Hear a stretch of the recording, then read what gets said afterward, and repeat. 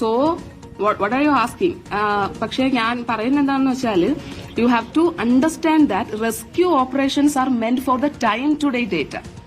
Okay, ഇത് up to date ആയിരിക്കണം. After 6 days or 8 days or 9 days, there is no use, right? So that's what we are trying to tell.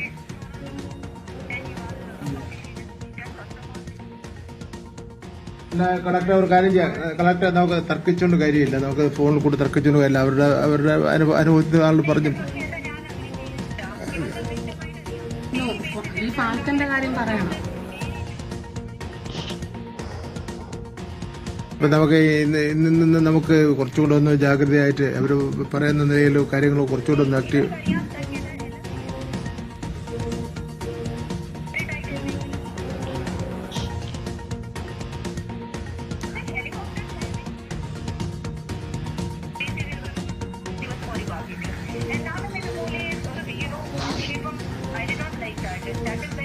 മുൻമന്ത്രി V ശിവൻകുട്ടിയും സംസാരിച്ചുകൊണ്ടിരുന്നത് എന്താണിപ്പോൾ അവർ പറഞ്ഞിരിക്കുന്നത്?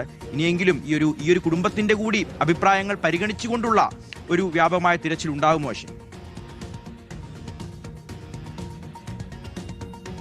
Shihas, Pulluvila സ്വദേശിയായിട്ടുള്ള John വെടിഞ്ഞത്ത് നിന്ന് അപകടത്തിൽപ്പെട്ട് കാണാതായി ഇന്ന് 6 ദിവസം പിന്നിടുകയാണ്. ഇതുവരെയും ഈ തിരച്ചിൽ ഊർജിതമാക്കിയിട്ടില്ല, അല്ലെങ്കിൽ കാര്യക്ഷമമായ ഒരു തിരച്ചിൽ കോസ്റ്റൽ ഗാർഡിന്റെയോ അല്ലെങ്കിൽ മറ്റ് അധികൃതരുടെ ഭാഗത്തു നിന്നോ ഉണ്ടായിട്ടില്ല എന്നുള്ളത് ചൂണ്ടിക്കാട്ടിക്കൊണ്ട് ആണ് ഇപ്പോൾ ഈ കുടുംബം വലിയ തരത്തിൽ പ്രതിഷേധവുമായി നേരത്തെ തന്നെ എത്തിയിരുന്നത്. ഇപ്പോൾ അതിനെ തുടർന്നാണ് മുൻ മന്ത്രി കൂടിയായിട്ടുള്ള വി ശിവൻകുട്ടി ഇപ്പോൾ പുല്ലുവിളയിലുള്ള ജോണിന്റെ വീട്ടിലേക്ക് എത്തി മകളെയും കുടുംബത്തെയും നേരിൽ കണ്ട് സംസാരിച്ചത്. അദ്ദേഹം ഇവിടെ എത്തി ഇവരോട് സംസാരിച്ച ശേഷം തന്റെ ഫോണിൽ നിന്ന് തന്നെ കളക്ടറെ ബന്ധപ്പെടുകയും എന്താണ് കുടുംബത്തിന്റെ ആവശ്യം എന്നുള്ളത് ഈ മകളെ കൊണ്ട് തന്നെ കളക്ടറിനോട് പറയിപ്പിക്കുകയും ചെയ്തിട്ടുണ്ട്. അതനുസരിച്ചുള്ള കാര്യങ്ങൾ മുന്നോട്ട് നീക്കാം എന്നുള്ളൊരു കാര്യമാണ് ഇപ്പോൾ കളക്ടർ പറഞ്ഞിട്ടുള്ളത് എന്നുള്ളതാണ് നമുക്ക് മനസ്സിലാക്കാൻ കഴിയുന്നത്. നമുക്ക്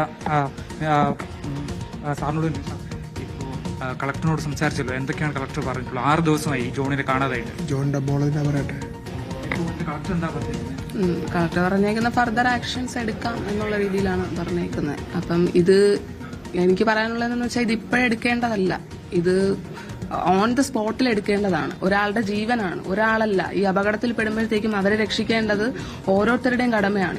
ഈ ഉദ്യോഗത്തിലിരിക്കുന്ന ഓരോരുത്തരുടെയും കടമയാണ്. പക്ഷെ അവരത് ചെയ്യുന്നില്ല എന്ന് മാത്രമല്ല, ഇത്രയും ലാഗ് അടുപ്പിച്ചിട്ടാണ് ചെയ്യുന്നത്. ഞാനൊരു ഉദാഹരണം പറഞ്ഞാൽ, ഈ MSCയുടെ കപ്പൽ ഇവിടെ കേരളത്തിൽ തന്നെയാണ് മുങ്ങിയത്. അത് വിത്തിൻ 14 മിനിറ്റ്സ് കൊണ്ടാണ്, 14 മിനിറ്റ് കൊണ്ടാണ് ഇന്ത്യൻ നേവിയും ബാക്കിയുള്ളവരും എല്ലാവരും കൂടെ വന്നിട്ട് അതിന് വേണ്ടിയിട്ടുള്ള എല്ലാ പ്രവർത്തനങ്ങളും